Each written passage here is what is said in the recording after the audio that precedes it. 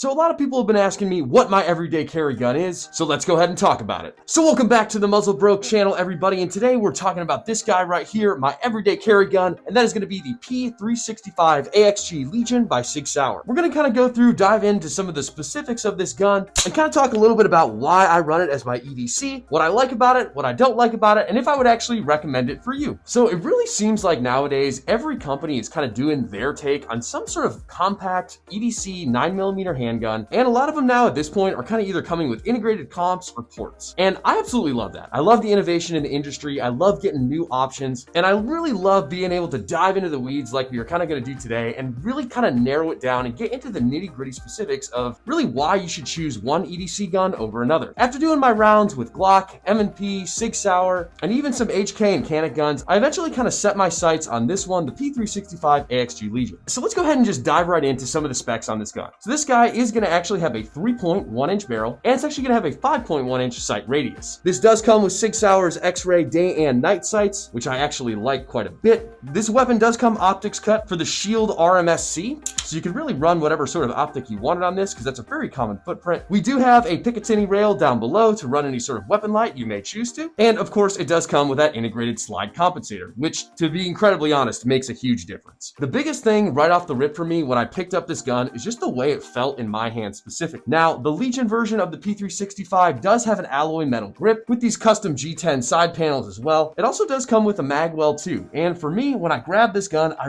really just get a nice good purchase on the gun. It feels really smooth in my hand, I really like the grip angle, and it just feels incredibly comfortable. And that's kind of going to be an individually specific thing. Not everyone is going to think this grip is comfortable, just kind of like I didn't really think the M&P Shield grip was too comfortable. It's kind of all personal preference. Now, the Legion model specifically does have that metal frame, so that does add a little bit of weight. This gun is going to run in right at about 26 ounces, which, to be incredibly honest, isn't really that bad. I definitely feel very comfortable carrying this all day long without really feeling the effects of the weight. Just to kind of give you a frame of reference, a standard Glock 17 is actually going to run in just a hair over 32 ounces. So it is still a very lightweight weapon system. So now that we kind of got the technical specs out of the way, I'm going to dive in and just start ranting off everything I like and dislike about the weapon system. Right off the bat, the grip. So having an efficient grip on this guy really does help you mitigate that shot recoil, speed up your double taps, and improve your shot placement. But addition to that good grip, the integrated slide comp on this one keeps this gun incredibly flat shooting. I do love my Glock 17. I run that bad boy all the time, but this shoots exponentially better than a full-size Glock 17. And given the fact that it's smaller, lighter, and more compact, really kind of gives it the edge. And kind of speaking of the standard Glock 17, this actually does run 17+1 mags. And for the Legion version specifically, it does come with 3 magazines, which is pretty cool. Other things that I like about the Legion model specifically, I kind of mentioned that magwell earlier. That really just gives my hand a good place to grip. The trigger on this guy is pretty good too.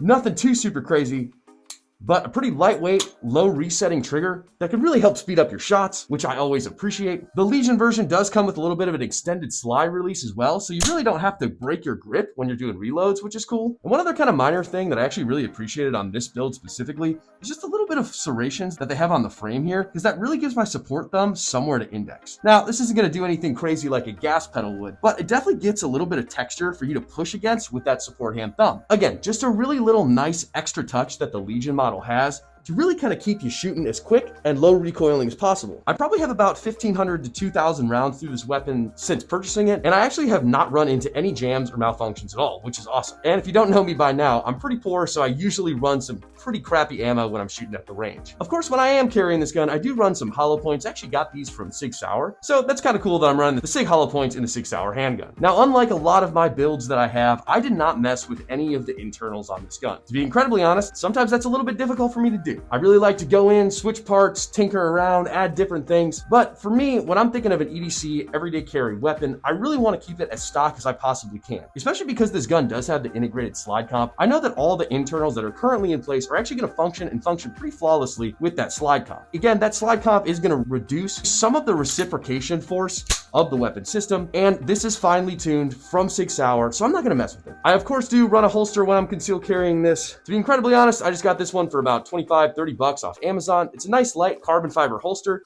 that retains the weapon very well for me and is pretty smoothed out and profiled to the weapon system. Now, as you can see, I'm actually not running a weapon light or an optic on this gun, and that's just my personal preference. Don't hound me about that, please. I shoot very well with iron sights. Most EDC engagements are going to be pretty up close, and with those up close distances, I actually am just as fast with irons as I am an optic. And for this gun specifically, just kind of given what I do for work and for play, I really can't be rocking a super big and bulky EDC weapon. And that kind of brings me to the ridiculous fanny pack I'm wearing. For work, I am able to rock this guy in an inside the waistband holster, but a lot of times when I'm at the gym or out and about, I'm wearing a wife beater and some basketball shorts. And for cases like that, I usually do just slide this guy in the holster, zip it up in the fanny pack, and go about my business. I mean, as you can see, this weapon does fit very comfortably inside just a normal fanny pack. There are some really cool tactical fanny packs out on the market, but again, we live in poverty, so we have the Amazon one for 10 bucks. But you're absolutely able to do that with this weapon system because of its small profile. I kind of hate to do these overviews and not mention something negative about the gun, but to be incredibly honest, I don't really have any complaints. It feels good in my hand. The recoil profile is pretty low. I really like the day and night sights they have on this guy. I really appreciate that extended slide release. The weapon takes down incredibly easy with that takedown lever. I really like those forward slide serrations. I like that it comes with the RMS C cut. That's a good cut for me. The trigger on it's not bad. I love the grips. I love the mag well. And I actually do like the weight of this gun. That little bit of extra weight when you compare this to something maybe like a small Glock is really going to help to mitigate that recoil, and along with the compensator, keep our muzzle flipped down. I guess if I had to critique this gun specifically on one thing, it would kind of be the cost. This guy does run in MSRP about 1,300 bucks, which is pretty dang pricey, especially if we're doing our Glock math with that 600, 650 price tag for a new handgun. It is